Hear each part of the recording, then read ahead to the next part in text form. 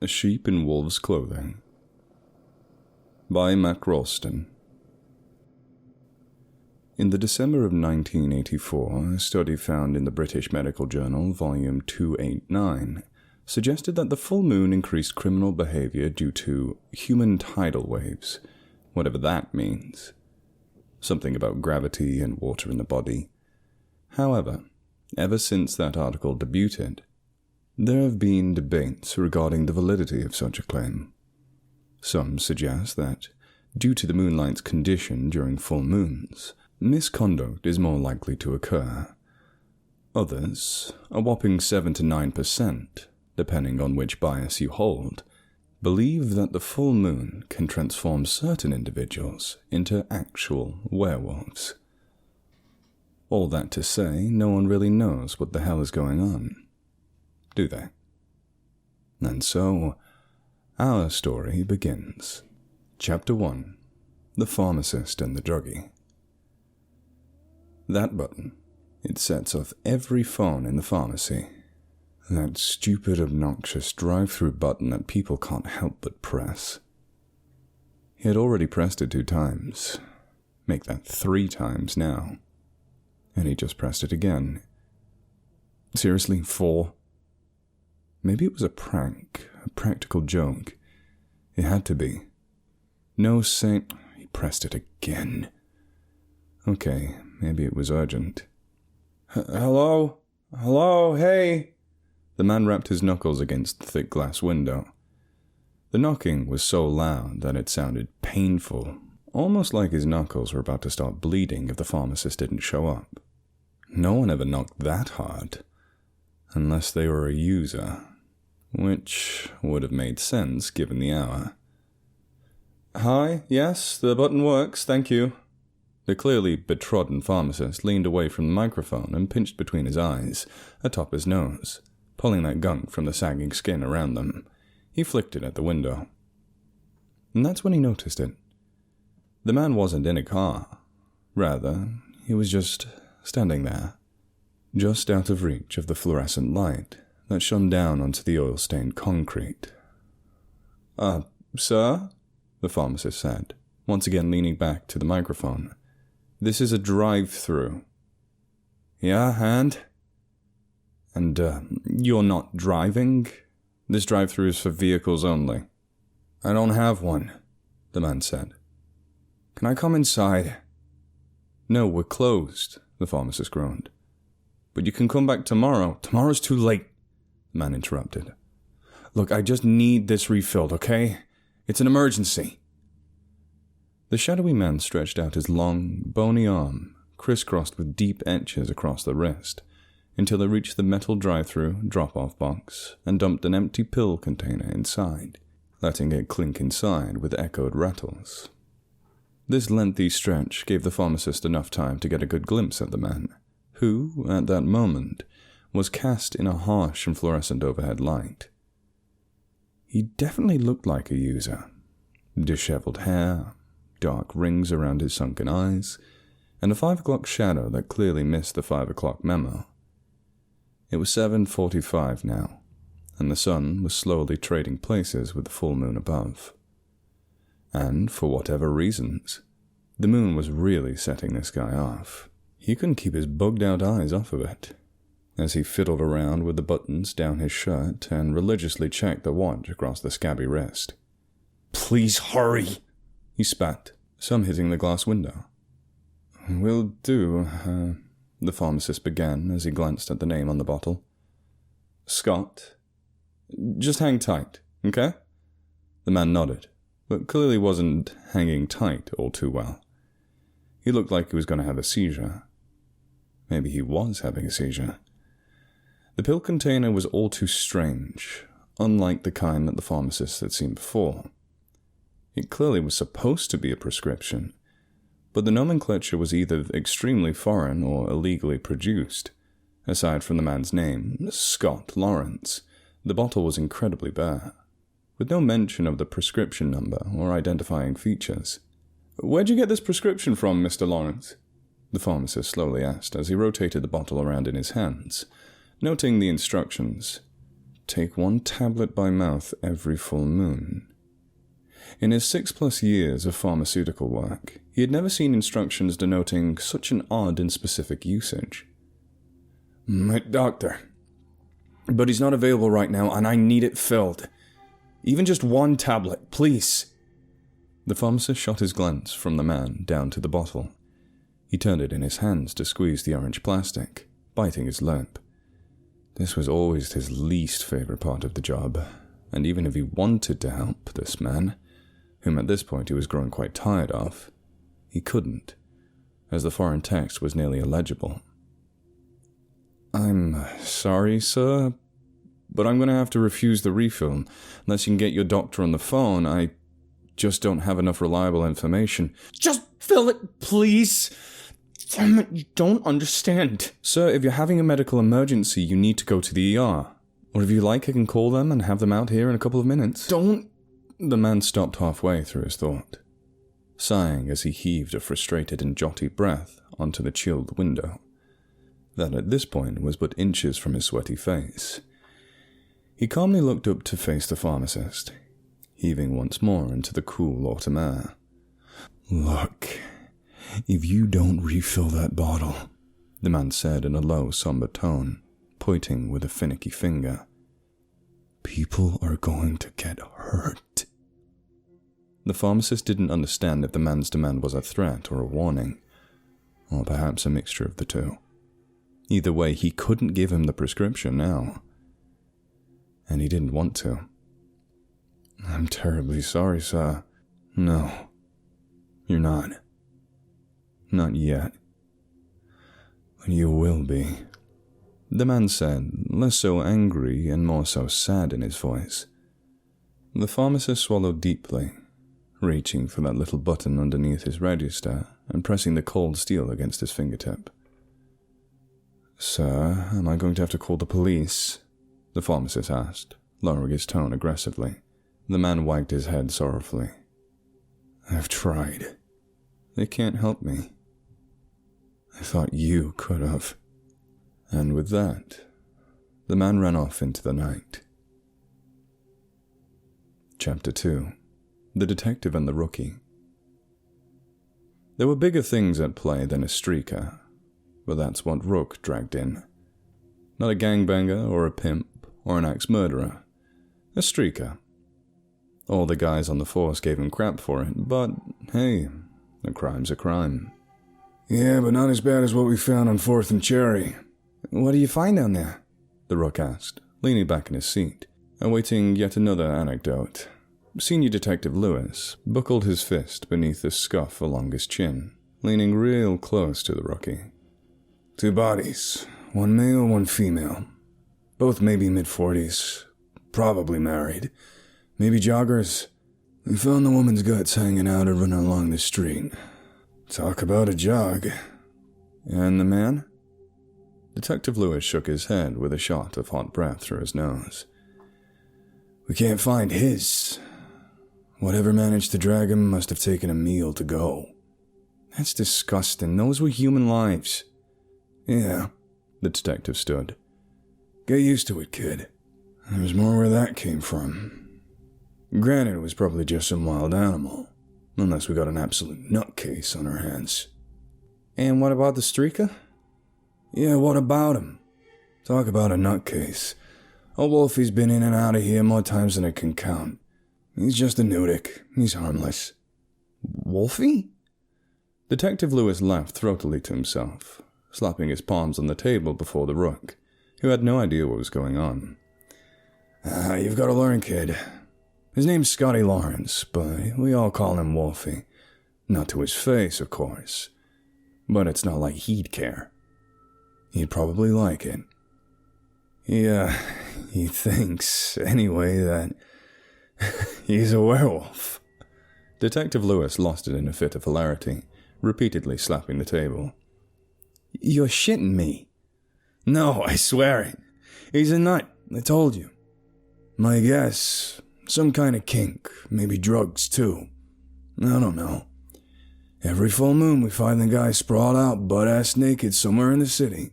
He's the only repeat offender we don't lock up. He's hilarious. And more importantly, he's harmless. What about the bodies? What about them? Well, I mean, the werewolf guy was out and about, and these two corpses popped up on 4th and Cherry. Who's to say? No. See, here's the lesson number 1, kid. Correlation doesn't equal causation. Just because two things happen at the same time doesn't mean one caused the other. Crime rates are always higher on full moons. But that don't mean everybody's a freaking wolf, man. You like ice cream? Yeah? Boom, see? You're a murderer. Homicides go up 35% in the summer, which just so happens to be when everyone, including you, by your own admission, eats ice cream. Therefore, ice cream causes homicide, and you're a murderer. See? The logic's wrong, kid. Yeah, but this guy told the pharmacist at Dingle that he was going to start killing people last night. They all say that. Everybody and the mother want to kill somebody. Look, if it makes you happy, we'll book him. Granted, indecent exposure. If we're lucky, we'll get him. Like 30 days max. But I'm telling you, guy's harmless. Chapter 3, The Bail and the Bondsman. On the third ring, he answered, sounding as if he'd just woken up from a fresh nap. Hello? Mikey, it's me. He knew that voice, which was never a good sign in his line of work. Scotty? Where have you been? Mike, I need you to... Wait. Where are you right now? Scott swallowed. Jail. If Mikey wasn't fully awake before, he surely was now. Shit, Scott, I cannot do this again. Michael, listen. If I stay in here, I'll never get the pills I need and I'll start hurting people. I know, you've told me. 4 times. What good has it done? You're back where you always start. Mikey caught his breath and puffed out.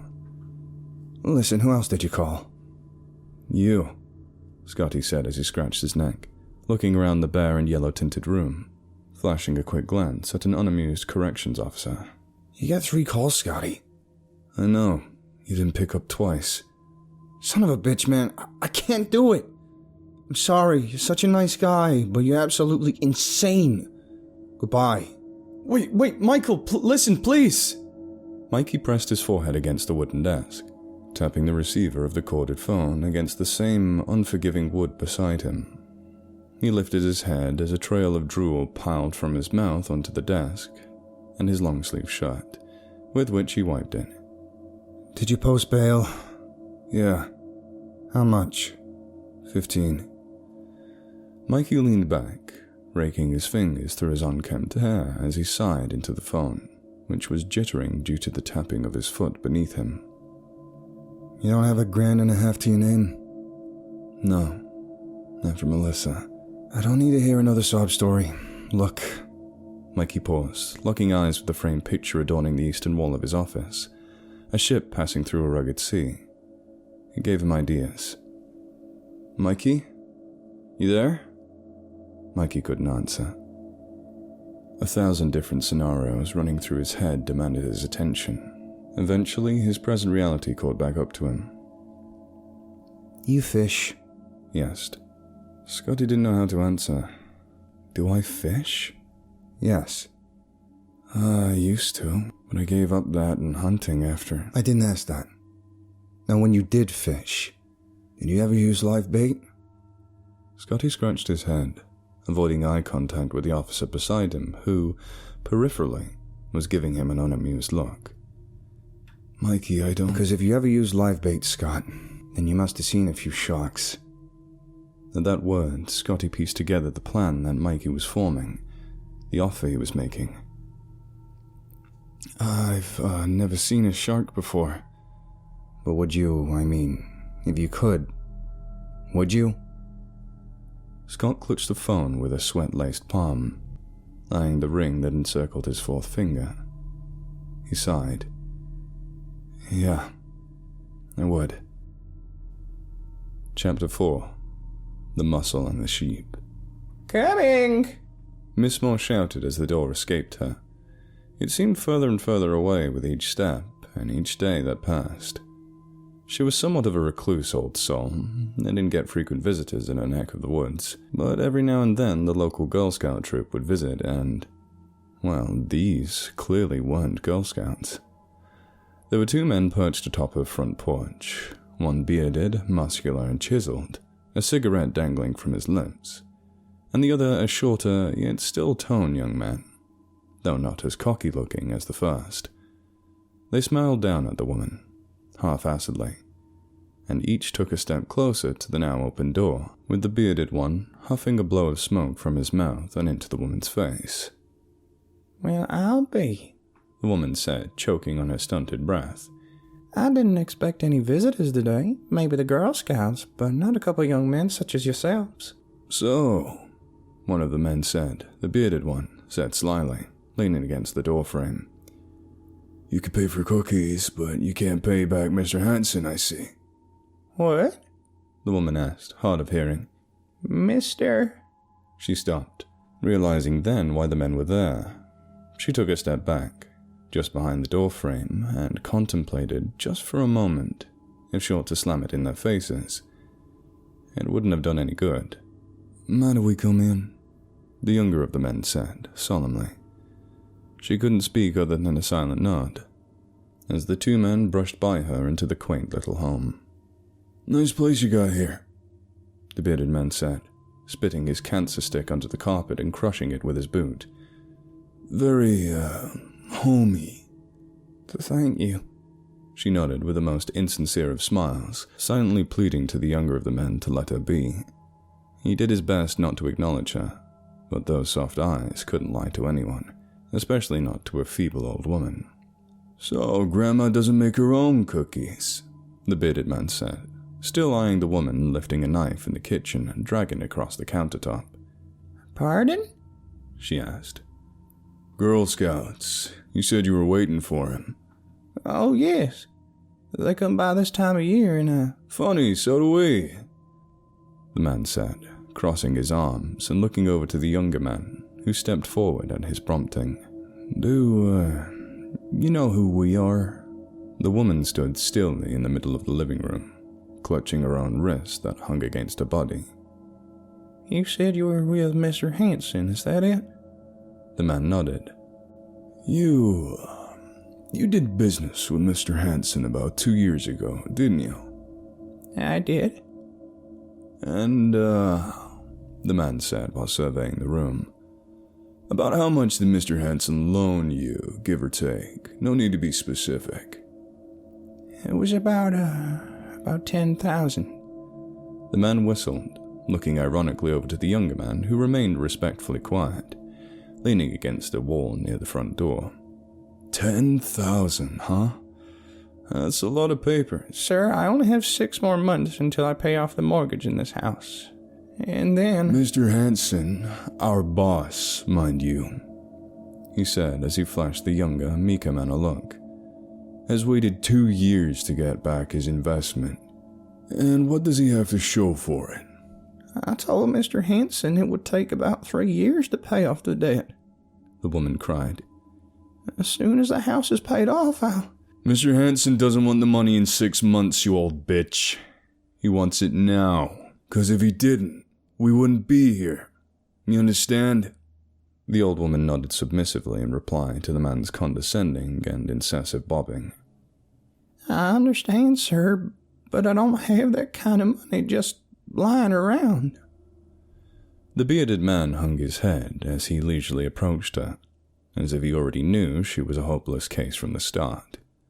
He breathed heavily over her with his nicotine breath as he stared down into her quivering eyes.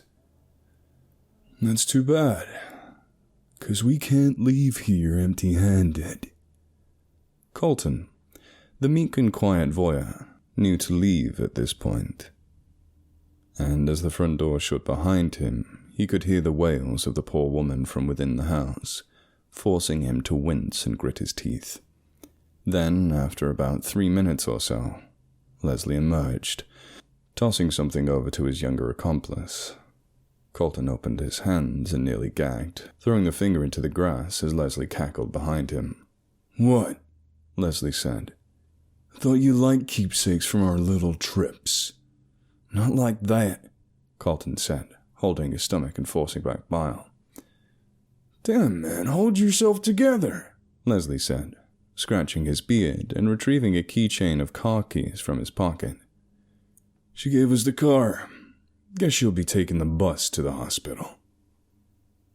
While repo work wasn't typically in the job description for muscleheads, it seemed that Mr. Hanson planned for any and all circumstances, including the towing of a 2003 Ford station wagon which, whilst not worth half of the debt she owed in its current condition, would amass a semi-average down payment for the unfortunate Miss Moore. It was a long trek back to Mr. Hanson in the city, but rather than vegetate into a catatonic slumber, Colton watched the blur of trees flicker in the darkness to the faded, memory-stained sounds of the old woman's cries, contemplating why he was doing this at all, wondering if there was any way back to normalcy. A rigid thump due to the road's unevenness prompted Colton to sit up, looking over to Leslie, who was dazedly eyeing the road.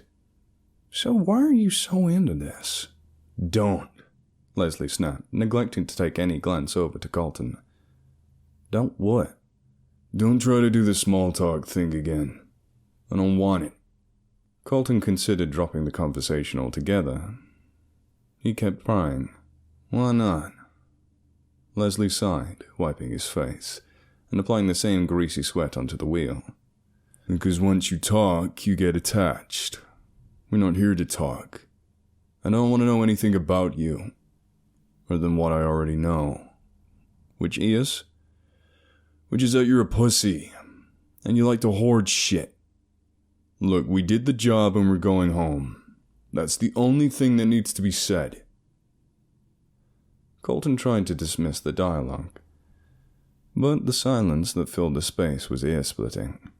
He would have rather been chewed out than chug along like this for another 2 hours. I just want to know who I'm working with, that's all. I mean, this is like our 5th outing together, and I forget your name half the time. What did you do before all this, Leslie? Leslie rolled his eyes to the back of his head, breathing heavily and adjusting himself in his seat. He sighed. Do you know how much a professor makes? He asked. Colton shrugged. It's good. It's really damn good. But you know what isn't? He asked rhetorically. When one of your students goes to the dean and says you sexually harassed her or some shit, then you lose your job. And your family. The carload fell back into silence before Colton could speak again. Man, I'm sorry. I had no idea, Colton finally murmured. Leslie snorted himself with glee. Don't be too sorry. She wasn't lying. Colton didn't say a word for a long minute. Well, I can respect your honesty. No, you don't. You respect me as far as you can throw me, Leslie said. He was right, too. You think you're all high and mighty 'cause you're in this for the right reasons, according to you. You got mouths to feed, is that it? You gotta put bread on the table or some shit?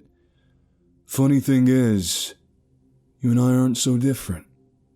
We're both willing to do what it takes to get what we need, and we'll turn into animals to do it. That is what separates the sheep from the wolves. Chapter 5. The Shark and the Ring.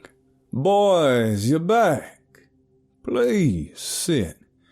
Leslie, Colton, allow me to introduce you to our guest, Mr. Scott Lawrence. Mr. Hanson gestured over to the out-of-place scrawny man seated across from him. Apparently, Mr. Hanson partakes in a highly unorthodox, no-questions-asked policy, and any friend of Mikey is a friend of his, according to him. Now, let me get this straight, Scott. Mikey tells me this was your 4th time in the clink, huh? Mr. Hanson asked, hands clasped and resting on the desk before him. Scott nodded. And the reason you keep winding up there is because you like to flash your shit all over town. You're a streaker. And the reason you're a streaker is because you claim that you're a werewolf. Leslie coughed into a fit of laughter before being snapped at by Mr. Hanson. Leslie, enough! Show our guest a little hospitality, he barked, turning to Scott with a smile. Now, I must admit, Mr. Lawrence, that we've had all kinds of characters in need of our services. Hookers, gangbangers, gypsies, pimps, pickpockets, murderers, thugs. But werewolves, now that's a first. Will you help me? Scott pleaded, too fatigued to argue his case. Mr. Hanson smiled wider. Of course, he gleamed. I like you already, Scott. Now, and I do hate to bring this up, but the payment. The boys just came back from speaking with a client who was very hesitant to give me what I was owed. And as much as I love helping others, I'm not a philanthropist. This is a business. You understand, right, Scott? Scotty nodded. Excellent. Now, considering that you're an extension of our common friend, Mikey, it would be fitting to extend his 10% down payment policy to our current negotiation, would it not? Scotty nodded again, just trying to leave the place at this point. Excellent. Now, do you have any form of payment on you, by chance, or... Scotty pulled the ring from his pale and bony fourth finger, the sweat creating a type of lubricant that allowed it to slide off in an instant, leaving behind an even paler skin that hadn't seen the light of day in years. He gently set it onto the table and sighed, refusing to let it go until the final second, with which he sat back up, staring directly at Mr. Hanson. The display garnered the attention of Leslie and Colton, who both watched from behind. That's 7 grams of sterling silver and 4 grams of 24-karat gold. That's well over the 10% rate. Mr. Hanson picked up the small metallic ring and examined it between his fingers. Quite beautiful, he said with a smile. Though the silver is practically worthless, the gold is at least 16 to 17%. It'll do, Mr. Lawrence. It'll do. Scotty nodded, rising to his feet. He turned to get a good look at the 2 men behind him, locked in sympathetic glance with Colton, before turning back to Mr. Hanson. You can imagine where that ring came from. Scotty hushed, refusing to look at the tiny object that Mr. Hanson was handling. It brings back a lot of memories for me, and not all of them are good. He nodded, as if remembering every one of them. I need you to promise me that you'll take care of that ring, and you don't dare pawn it. Mr. Hanson eyed the 2 of the men behind him, before focusing his eyes on Scotty, who was on the verge of tears. Mr. Lawrence, I will guard this with my life. He smiled. Scotty nodded. Good, he said, turning to walk away. And if I may, Mr. Lawrence, Mr. Hanson started, stopping Scotty from leaving. May I ask what became of Mrs. Lawrence? Scotty didn't move from his position, and as he still faced the doorway, he slowly blinked away a fleeting memory, though he could never truly. She was sick, Scotty said with a heavy breath of painful words. And I was stupid. I thought I could get rich quick and avoid the debt we've been put in. But I hurt people. And then one day some guys and I were robbing this place. And a silent alarm must have triggered because we were surrounded by cops, and within 5 minutes I tried running, but I couldn't outrun the dogs. That's when it started. My curse. First it was Melissa. But then it was the moons. And now I'm the sick one. with a doctor that skipped town and a prescription I can't fill or afford. And there's nothing I can do about it. Well, Leslie gruffly joked. there's always one thing you can do about it. No, Scotty defeatedly sighed. I've tried that. Chapter 6. The Were and the Wolf. The summons for Scott Kessler Lawrence to appear in court was slated for 30 days after his arrest, which just so happened to coincide with the monthly full moon. Though given the local criminal justice department's repeated and ongoing hassle with Mr. Lawrence, happenstance may have not been the only reason for rescheduling on such a lunar event, an event which, given his superstitions on the particular moon phase, would likely result in his absence from the hearing. This is what you wanted, right? The rookie asked, prompting the senior detective to roll along the rickety wooden wall until he faced him. Contempt of court? You knew he wasn't going to show. What, 'cause of the moon? The detective asked sarcastically. I might have had something to do with it. And let me guess, you still buy the whole werewolf thing, huh? Course not, the rookie replied, rolling his eyes. But I do think he's our murder suspect. He's probably whacked out on drugs or mentally deranged. Hell, he's probably got multiple personalities or some shit. I hope you're right, kid. 'Cause we're going through a whole lot of shit to nab a streaker. The door to Hanson's office slammed open halfway across town. It wasn't loud enough to reach the courtroom, but it was loud enough to wake two snoozing muscles. Damn it, that son of a bitch! Mr. Hanson shouted, chucking his phone against the wall. Colton had never seen him so angry, so uncomposed. What's wrong, sir? Colton sheepishly asked, hearing the grunts of the still awakening Leslie from behind him. That was Mikey, Hanson sharply said. You remember that werewolf prick, right? Colton nodded. Scotty's story had touched him, despite the fact that he was a complete wacko. Yeah, well, he didn't show for his hearing this afternoon, he said, shaking his head and biting his tongue. That lying sack of shit. He wasted my money. And more importantly, he wasted my time. And my time is certainly not free. Mr. Hanson marched over to his desk, snagging a drawer open and snatched out a tiny metal object. The ring. Mikey forwarded me his address. See to it that he suffers well before the cops get to him. No, better yet, we'll bring him in. Perhaps there's a reward. Hanson gleamed as he flicked the ring over to Colton, who clasped it tightly within his hand, looking from it to his boss. And when you're finished, Mr. Hanson said, sell that bastard's wedding ring. The sun had just begun to set as the Shark's two muscles pulled into the dusty old driveway of the Lawrence residence. It was a home well off the beaten path, lacking a woman's touch, or any touch for that matter. And had their boss not given the directions, they might have thought it was abandoned. The door slammed behind Colton as he trudged through the high grass, meeting Leslie in front of the shared vehicle as the headlights cast their silhouettes onto the front blinded windows. Guess we should have brought silver bullets, huh?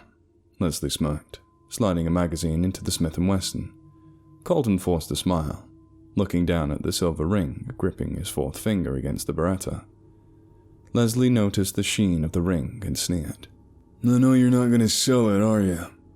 Colton looked over to him with a concerned demeanor, but was interrupted before his lips could part into a lie. Don't worry, I'm not going to tell Hanson. You're going to add it to your sick little collection, aren't you? It's not sick, Colton sighed. It's a way of remembering. Remembering broke-ass dead people? Yeah, it's sick. Colton knocked twice before being shoved back by Leslie, who already had his fingers on the trigger of his loaded handgun, pressing the barrel to the lock and firing 3 times. The door rattled, nearly off its hinges, as Leslie kicked it open, allowing the fading orange sunlight to drape the raggedy carpet inside and exposing the fleas burrowed within it. Colton looked anxiously over to Leslie, who was already halfway inside, lifting his gun and firing a warning shot into the ceiling, bits of drywall snowing down onto him as he wheezed. "All right, wolf boy. Come out, wherever you are," he snarked. "Or I'll huff, then I'll puff, and I'll—" A muffled yet piercing voice rang out from somewhere deep within the battered house. Leslie turned to look at Colton and gestured for him to follow. However, Colton was very nearly scared stiff. Leslie noticed and strode right over and into his face, not before looking past him, through the swaying blinds and into the night sky behind him. A plump, full moon, pushing its way through the gloomy clouds. He rolled his eyes, which then focused intently onto Colton. He got a few too many whiffs of his cancer stick breath. "Do you actually think he's a werewolf?" he asked, his hot breath shooting into Colton's sweaty face. "No." "Do you?" "No!" "Then why are you so afraid of him, huh?" Colton didn't have an answer. At least, not an honest one. "He could have a gun," he finally said. Leslie held up his and rolled back his eyes before turning back into the house and down a shadowy hallway, which led to a single locked door that baked in an overhanging light. Colton followed hesitantly as the crunchy carpet snapped beneath his feet, emitting the smell of a wet dog. Colton watched as Leslie punched his fist against the old wooden door repeatedly as the hinges moaned back at him. And then, after a moment, another moan came from behind the door, down from the basement. "Please, for God's sake, just...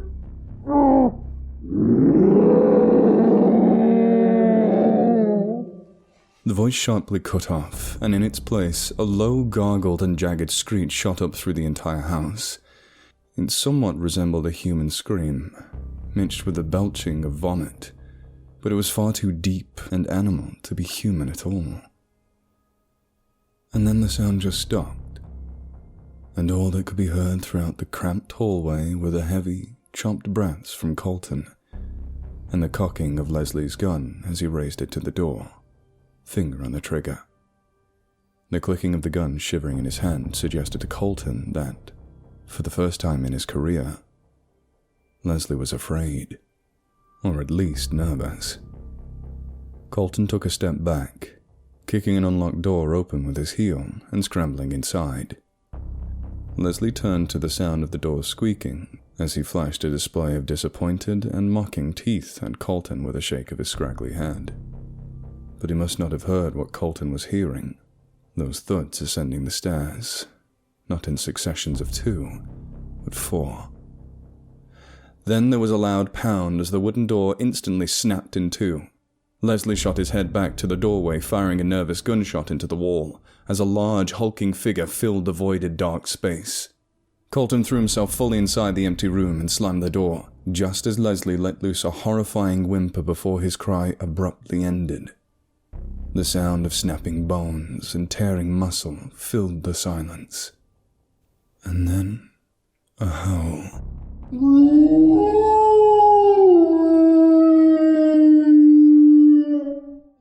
It was thick and loud and hot. Deep and rapid inhales were the only sound that followed before a series of heavy thuds along the carpet up to the door of the barren room. Then there were 2 huffs, 1 puff, and the door crashed down.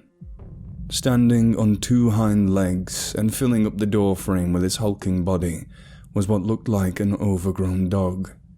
Its hair was matted and clinging to the bony appendages that drooped from its hunched-over body, which supported an equally knotted and terrifying snout that snapped as the thing lurched into the room. Colton elbowed a nearby window with all of his might, screaming that someone might hear him pressing his trembling body against the furthest wall from the thing.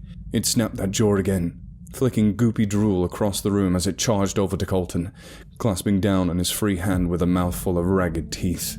He wailed again as he began punching the snout of the powerful beast with his fist, ramming the silver ring into its skin until it bled. The creature pulled itself back with tremendous force, howling, but this time in agony. It looked, almost with a sympathetic stare, its black and narrowed eyes under Colton's. With a boisterous thud, the beast fell backward, limply onto the carpet. Before his very eyes, Colton watched as the massive dog shriveled into a familiar form. Scotty, blood gushing from his gashed open nose, twisted his head over and offered a smile up to Colton as he spat out his final words. "Thank you." 20 minutes later, Senior Detective Lewis and the rookie arrived at what was left of the Lawrence residence. Inside, they found the body of Leslie Smith, at least, what was left of it. And as they pulled Colton from the room in which Scott Kessler Lawrence lay, and through the red-stained hallway back out into the nightly air, all they had were questions. "Did that man in there shoot Scotty Lawrence?" Detective Lewis asked, pointing to within the house. All Colton could do was shake his head side to side.